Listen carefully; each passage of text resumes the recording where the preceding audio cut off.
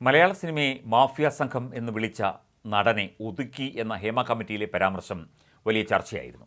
ആ നടൻ കമ്മിറ്റിക്ക് മുന്നിൽ മൊഴി നൽകിയിട്ടുമില്ല. എന്നാൽ മൊഴി കൊടുത്തവരെല്ലാം ഈ മഹാനടനെക്കുറിച്ച് പറഞ്ഞു. തിലകന് മലയാള സിനിമ നൽകിയ ദുർഗതിയായിരുന്നു ആ മൊഴികളിൽ ഉണ്ടായിരുന്നത്. പേര് പറയാതെ ഹേമ കമ്മിറ്റി ചർച്ചയാക്കുന്നതും തിലകൻ എന്ന ആ മഹാനടനെയാണ്. സിനിമയിൽ നിന്ന് തഴയപ്പെട്ട ആ നടൻ സീരിയലിലേക്ക് പോയപ്പോൾ അവിടെയും പിടിച്ചു നിൽക്കാൻ സാധിക്കാത്ത അവസ്ഥ വന്നുവെന്ന് റിപ്പോർട്ടിൽ പറയുന്നു. സിനിമാ മേഖലയിൽ നേരിടുന്ന പ്രശ്നങ്ങളെക്കുറിച്ച് തുറന്നു പറയാൻ തയ്യാറായവരെ എല്ലാവിധത്തിലും ദ്രോഹിക്കും. പീഡനം മൂലം സിനിമ വിട്ട് ടെലിവിഷൻ സീരിയലിൽ അഭിനയിക്കാൻ ശ്രമിച്ച നടന് അവിടെയും വിലക്കുണ്ടായി.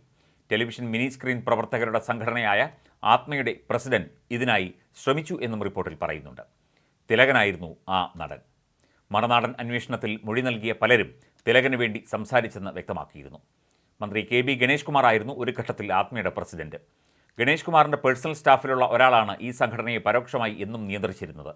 അതുകൊണ്ട് തന്നെ കമ്മീഷൻ റിപ്പോർട്ടിലെ ഈ പരാമർശം അതീവ ഗൗരവ സ്വഭാവമുള്ളതാണ്. ഇതിനോട് ഗണേഷ് കുമാർ ഇനിയും പ്രതികരിച്ചിട്ടില്ല. താരസംഘടനയായ അമ്മയുടെ രൂപീകരണത്തിലും തുടർന്നുള്ള പ്രവർത്തനങ്ങളിലും സജീവമായിരുന്നു ഗണേഷ് കുമാർ. 2 ടേമായിട്ടാണ് അമ്മയുടെ ഭാരവാഹിത്വത്തിൽ നിന്ന് മാറി നിൽക്കുന്നത്. ഇന്ന് മാധ്യമങ്ങളെ കണ്ടപ്പോഴും ഗണേഷ് കുമാർ കൃത്യമായ പ്രതികരണം നടത്തിയില്ല.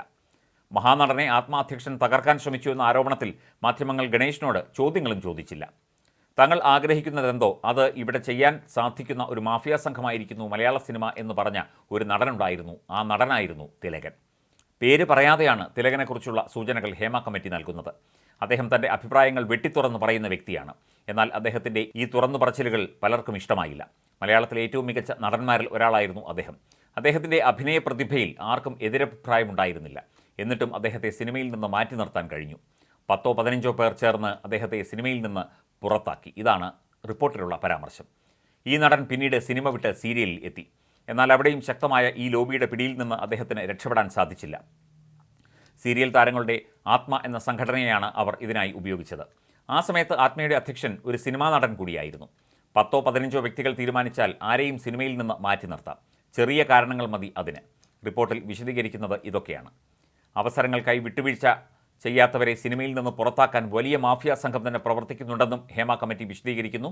കമ്മിറ്റി റിപ്പോർട്ട് പുറത്തു വന്നതിന് പിന്നാലെ തിലകനൊപ്പമുള്ള ചിത്രം പങ്കുവച്ച് മകൻ ഷമ്മി തിലകൻ രംഗത്ത് വന്നിരുന്നു. ചില്ലക്ഷരം കൊണ്ടുപോലും കള്ളം പറയാത്ത കള്ളൻ, ചിരിക്കണ ചിരികണ്ട എന്ന ക്യാപ്ഷനൊപ്പമാണ് നടൻ പിതാവിൻ്റെ ചിത്രം പങ്കുവച്ചത്. ചുരുങ്ങിയ സമയം കൊണ്ട് ഷമ്മി തിലകൻ പങ്കുവച്ച പോസ്റ്റ് ശ്രദ്ധ നേടുകയാണ്. അതിലും ഷമ്മി ഒന്നും വ്യക്തമായി പറഞ്ഞിരുന്നില്ല. താരസംഘടനയായ അമ്മയുടെ പല നിലപാടുകളിലും അതൃപ്തി പ്രകടിപ്പിച്ചുള്ള നടനാണ് തിലകൻ. സംഘടനയിൽ നിന്ന് അദ്ദേഹത്തെ പുറത്താക്കുകയും ചെയ്തിരുന്നു. സിനിമാ രംഗത്ത് വിലക്ക് വന്നതിന് തൊട്ടു പിന്നാലെയാണ് നടൻ സീരിയൽ അഭിനയ രംഗത്ത് എത്തുന്നത്. അവിടെയും വിലക്കെത്തി. മറ്റൊരുവൾ എന്ന സീരിയലിൽ നിന്നാണ് തുടർന്ന് തിലകനെ ഒഴിവാക്കിയത്.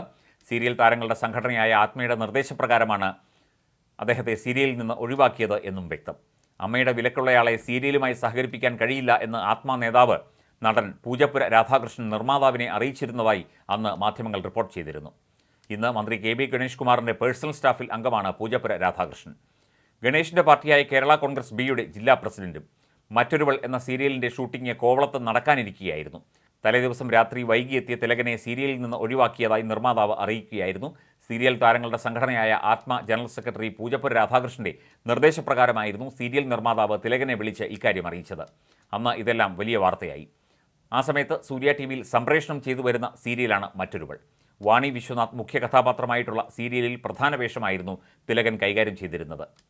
തിലകൻ ചേട്ടനാണ് ഒരു പ്രധാന വേഷം ചെയ്യേണ്ടത്. കഥയൊക്കെ ഞാൻ പറഞ്ഞ് ചേട്ടൻ അഭിനയിക്കാൻ ഉഷാറായി നിൽക്കുമ്പോഴാണ് തിലകൻ ചേട്ടന് അസോസിയേഷൻ്റെ വിലക്കുള്ള കാര്യം കെ.ബി. ഗണേഷ് കുമാർ വിളിച്ചു പറയുന്നത്. ഗണേഷ് ചേട്ടൻ സംഘടനയുടെ പ്രസിഡന്റും ഞാൻ സെക്രട്ടറിയും ആയതുകൊണ്ട് നിർദ്ദേശം അനുസരിക്കാതെ വയ്യ. ഷൂട്ട് തുടങ്ങാൻ ഒരു ദിവസമേ ഉള്ളൂ. ഞങ്ങൾ യൂണിറ്റ് മുഴുവൻ കോവളത്ത് തങ്ങുകയാണ്. ഞാൻ തിലകൻ ചേട്ടനെ വിളിച്ച് വിവരം പറഞ്ഞു. ചേട്ടൻ എന്നെയും ഗണേഷ് കുമാറിനെയും അടപടലം തെറി പറഞ്ഞു. ഷൂട്ട് മുടങ്ങുമെന്ന അവസ്ഥയിൽ അവസാന നിമിഷം എനിക്ക് പിള്ളച്ചേട്ടൻ്റെ കോൾ വന്നു. പിന്നീട് ജി.കെ. പിള്ളയാണ് ആ കഥാപാത്രം ചെയ്തത്. മറ്റൊരുവൾ എന്ന സീരിയൽ സംവിധായകൻ തന്നെ ഒരു മാധ്യമത്തോട് ഇക്കാര്യങ്ങൾ മുമ്പ് വിശദീകരിച്ചത് ഇങ്ങനെയായിരുന്നു. സീരിയലിൽ നിന്നുള്ള വിലക്കിന് തൊട്ടുമുൻപ് തിലകൻ തന്നെ സിനിമയിൽ നിന്ന് ഒഴിവാക്കിയതിനെതിരെയും അമ്മയ്ക്കെതിരെയും ലേബർ കമ്മീഷണറുടെ മുമ്പാകെ തെളിവ് നൽകിയിരുന്നു. ഇതിന് പിന്നാലെയാണ് കെ.ബി. ഗണേഷ് കുമാർ പ്രസിഡന്റായ ആത്മയുടെ വിലക്ക് തിലകനെ തേടിയെത്തിയത്. 2010 മെയ്യിലായിരുന്നു സീരിയലിൽ നിന്നുള്ള വിലക്ക് തിലകനെ തേടിയെത്തിയത്. ഈ വാർത്ത പല വെബ്സൈറ്റുകളിലും ഇപ്പോഴുമുണ്ട്. ഹേമ കമ്മിറ്റി റിപ്പോർട്ടാണ് വർഷങ്ങൾക്ക് മുൻപുള്ള ഈ കഥ വീണ്ടും ചർച്ചകളിൽ എത്തിക്കുന്നത്. സിനിമയിലെ മാഫിയ സംഘത്തെക്കുറിച്ച് സംസാരിച്ച പ്രമുഖ നടനെതിരെ പ്രതികാര നടപടി.